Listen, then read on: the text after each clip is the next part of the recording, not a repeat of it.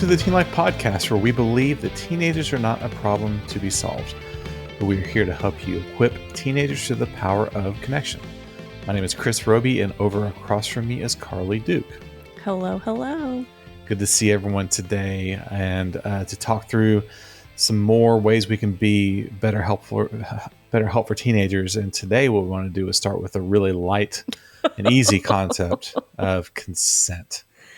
I'll be honest, Chris, this has been on my list that we needed to talk about on the podcast for, if not months, years, maybe. I've seen it on there, and I'm not really pushed for you to keep it on here. It's a lot. It is a lot, but it's something we have to talk about. And so I finally bit the bullet, and I was like, we're doing it. Well, yeah. And, doing support groups, we come across a lot of students who really struggle with this concept of consent, and not only, to what they will do to each other or be allowed to be done to them. Right.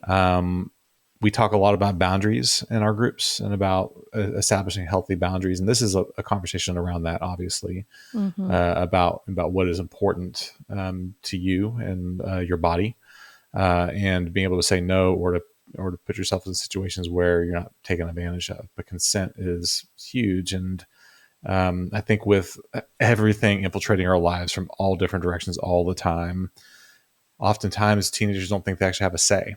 And be able to say, I want this, or I don't want this, and to be able to use their voice.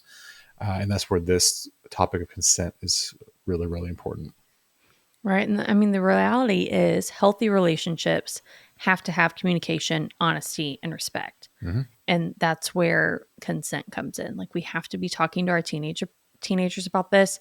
And to lighten it up a little bit, Josh and I watch a lot of SVU, Law and Order SVU, or cop shows, and you watch that going like, okay, my kids cannot do that. You cannot make mistakes around consent.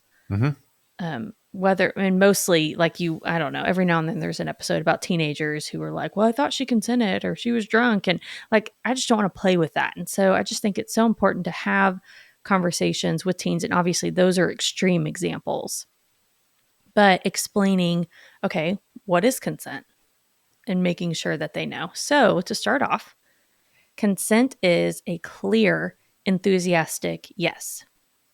Clear, enthusiastic. Yes. Gotcha. Makes a lot of sense. But it's active. It has to be voluntary. And usually it is best if there is a verbal agreement, not just I read body language or they leaned in, so I assumed. But making sure that there is actual voluntary, no coercion consent, and that they're in the right headspace to make that judgment and say that. And ideally, it's a process and it's a conversation. That's where I go back to healthy relationships, especially dating for teenagers. That should be a process. That's a conversation that takes place. And it's important to also note consent can always be withdrawn. That someone can say yes, and then if they say no, you stop. They can always withdraw their consent. I think that's really important for a teenager to understand. This is not a one-way street. Once consent is given, then let's go. That if the comfort level changes, or if there's regrets, or that there's always that ability for one party to say, I'm done. Yeah. And the respect has to be given. And so I just think it's important because teaching teenagers these skills can help reduce sexual coercion, harassment, and even assault. And so it's just something that's important to talk to our teenagers about. And so I kind of have some bullet points here on how can we talk to them about consent? How can we teach them consent? And the first one is to model consent with your kids. And so even from a young age, if they say no or they say stop, honor that. That's something. I have toddlers, and I'm trying, it is still really hard, but I'm trying to drill in, if they're playing rough even, and one of them says stop, I'm like, nope, we stop right then.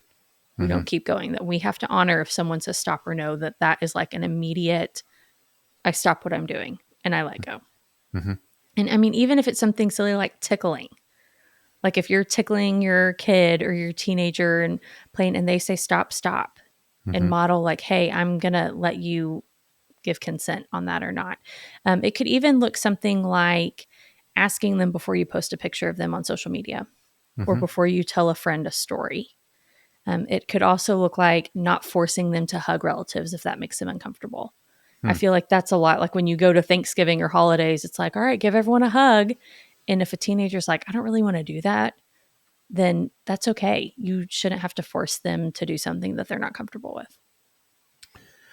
And yeah, I know this topic of, with siblings is really a great proving ground, and you have younger kids than I do, but it doesn't end that issue of like, hey, when they say stop.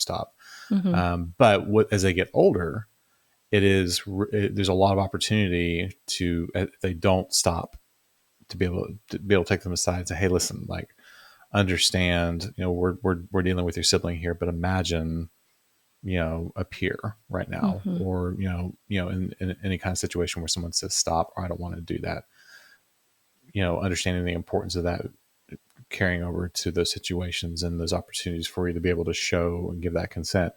It changes as your kids get older, as you teach them those kinds of things. Well, I think we think about consent most often in a sexual context, but that's not the only time that consent is appropriate or necessary. And so, just in general, talking about how we can respect others. So, it might even be that their kids are doing something with a friend, and a friend says, no, I don't want to do that. So, talking about like, okay, we can respect that. You can still be friends with someone, or someone can say no, and you don't have to take that personally. They don't even have to give a reason for it to be valid. And this resource, and I'll post it, that I found uses, they say ask, listen, respect is what they teach teenagers. If they need to ask, then they need to listen for the response, and then whatever that response is, they need to respect it. And so I really like that. I feel like that was easy. But like I said, it doesn't just have to be sexual, but even with friends or something, make sure that they're just like, hey, you're a person and you get to make your own decisions, and I don't get to be upset with you about it either. I think it's also important to talk about their own boundaries. I think you kind of talked about this at the beginning, Chris, but you can say no too. Like teaching teenagers, you can say no. And especially, I feel like this is especially a conversation maybe that girls need to have, but it applies to boys too. But if you feel pressured or you feel uncomfortable, or like, oh, that's going to be awkward if I say no, I don't want to kiss this guy, but I don't want to make this weird either. And so I'll just say yes. But like giving them empowerment of like, no, you can say no. And We maybe, do this. Go ahead. yeah, no, go. Well, I was going to say, we do this in support groups a lot, where because we ask a lot of questions in our groups, and some of them are tough. Some of them are pretty, invasive in the right way. Kind of like we're trying to get down to the root of the issue as quickly as we can. But we always say, hey, if you don't want to answer, you can always say pass, Right. and no questions asked. And we try to, as leaders, model that as well. Because we get asked questions all the time as well, and there's times where we say pass. I'm not going to answer that. And it shows them that can work both ways. Just because I'm an adult doesn't mean that I've got some kind of superpower over you. That you still have to say yes or no. I'm okay with that or not okay with that. And I love getting able to practice that, and to be able to, for a teenager to understand, oh, I do have agency here. Yeah. I do actually have some say in this matter, because so many feel so hopeless and not able to speak for themselves. Right. And that's where I think this idea too of practice, talk about scenarios with them ahead of time of ways that they can respectfully but clearly say no. Say no to friends, say no to adults, even, and say no to significant others. And so when they are put in that situation, they don't necessarily feel frozen or like, I have no idea what to do, because, like, hey, we've been over this before. We've talked about this before. And I have an answer out of my back pocket that I can pull out. I know some families have like almost a code word, like, hey, if you get in a situation that you want to get out of, text me and I'm going to call you until you have to come home right now. That kind of stuff can help. Or, like I said, just kind of knowing like, hey, be clear. You don't have to be rude, but you can also be clear and say, hey, you're not going to cross my boundaries, and I can say no in this situation. Right.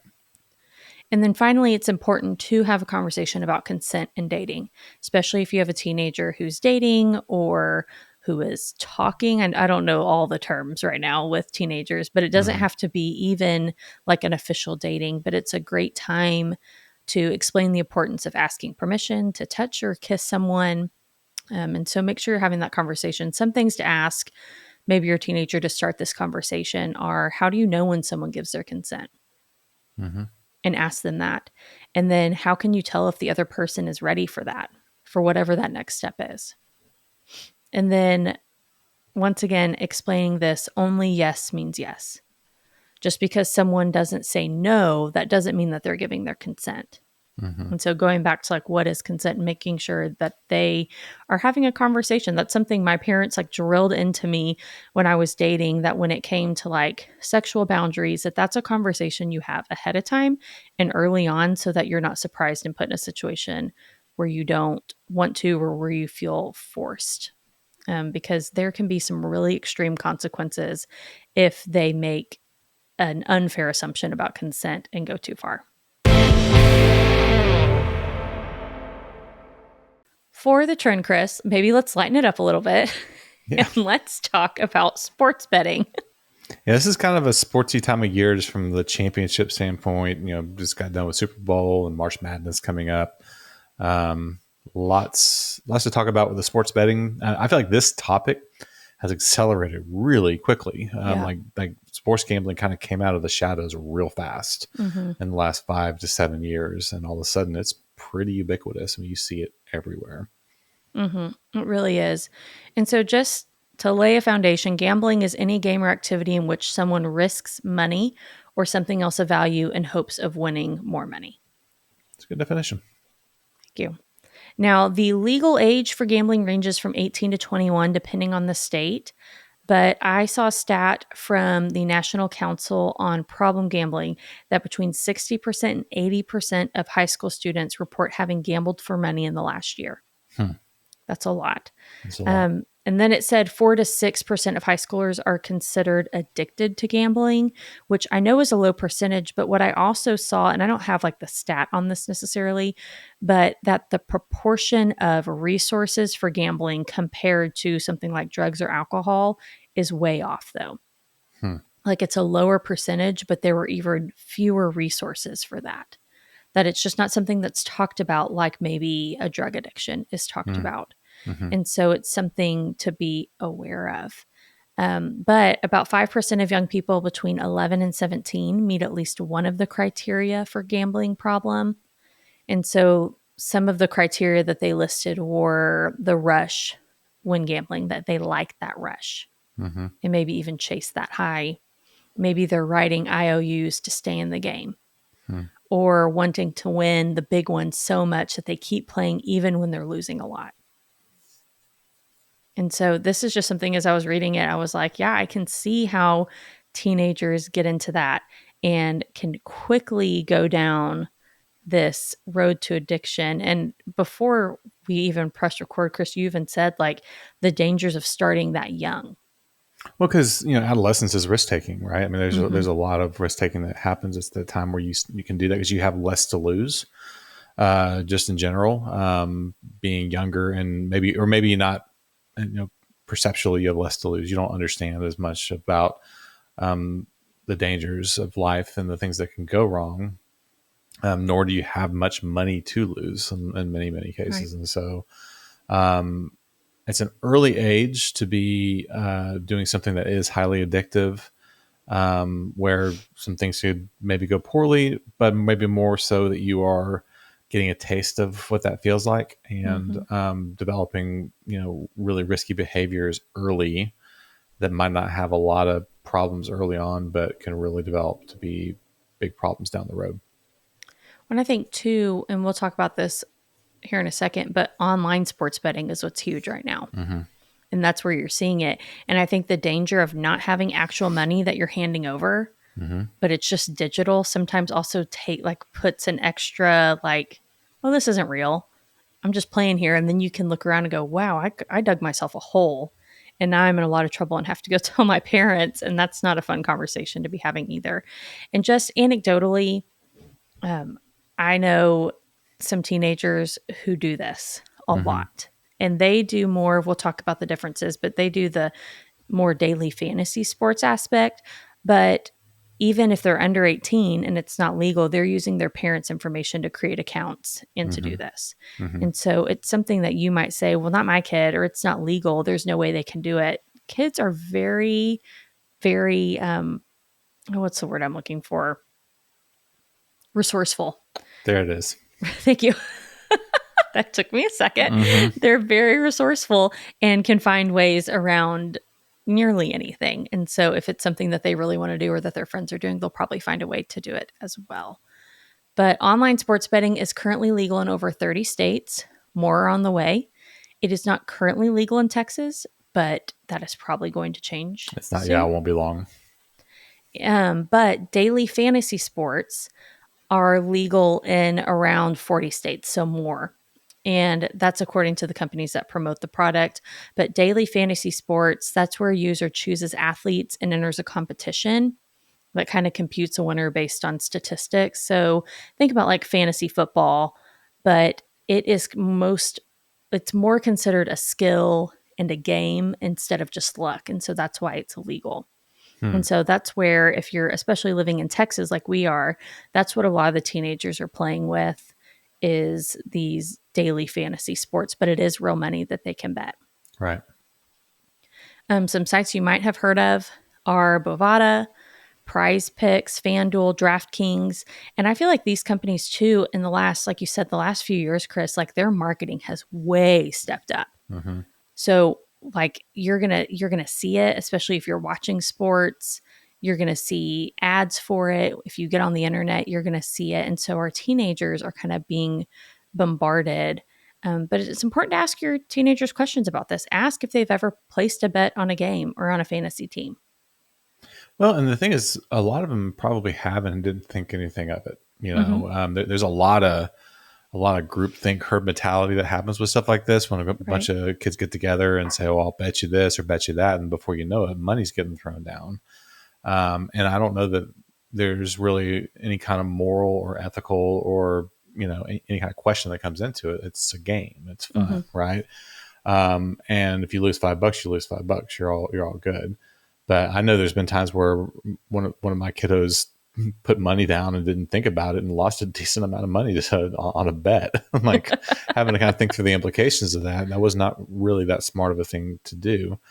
But it also is, I think, what's important about this conversation before we wrap it up is if you're listening to this and like, why are we talking about this? Doesn't seem like that big of a deal. I bet if you get a group of students together and ask them about this, You said you're you going to find, bet. That made me laugh. I Sorry. bet, totally on purpose. But that they would have a lot of information for you Mm-hmm. because they might or might not want to talk about it. Might or might not feel bad about it. You don't know, but it just isn't something that's talked about a ton, especially among adolescents. But it's definitely out there. Yeah, and I think even having that conversation of like, hey, do you have guidelines for what you will and won't do? Mm-hmm. Because I know, and I don't know if this is necessarily considered betting, but if kids play fantasy football, for example, most of the time you have a buy in that you put money down at the beginning and then the winners win something. Mm-hmm. And so even things like, well, I'll do that, but I won't do this. Or I will put this much money down. And if I keep winning, I'll keep that in there. But if I lose it all, then I'm done. I'm not adding any more money. Mm-hmm. I don't know what that looks like for them or for your family, what you think is okay or not. But making sure that they're thinking through that, because we've talked a lot about on this podcast, their brains aren't fully developed. And so it'd be really easy if they have access to money to put it all in there and then realize really quickly I've lost everything because it was the fun of the chase. It was the fun of the game. Mm-hmm. But also asking if they are doing this, how did you get access to the site? Making sure that, because if it's not legal for them to have access to that site, that's a different conversation that you probably want to be having, and making sure that they're not using your information, and especially maybe a credit card that you're not checking very Right. carefully. So it's a good conversation to have. And like I said, your teenager might be doing this, but they might know more about it. And so it could just be an interesting, like, hey, I heard about this. Let's talk about it and Mm-hmm. just see what they know. and have an open and honest conversation with your teen. For the tip this week, I saw this on Instagram. Michelle, I don't know how to say her last name. Ickard, maybe? I'll post it if you want to go look at it. Yeah, Ickard, a card. Yeah, something like that. But her post said, when your teen feels stuck, ask, what's the worst thing you could do right now? And I thought that was really cool. This idea of like, sometimes if they don't know what to do, or if they're unsure of what the next step is, like, let's get all the bad ideas out of the way. What's the worst possible thing you could do? And let's talk about that first. And then sometimes working backwards, they can work themselves into a good idea and kind of unstick their brain. Yeah, because I think if you do feel stuck, a lot of times it's because you're worried about making the wrong decision or torpedoing yourself. And so oftentimes if you're able to identify the things that would actually be really bad, then it would make what's in comparison the next step maybe more palatable or actually the right way to go.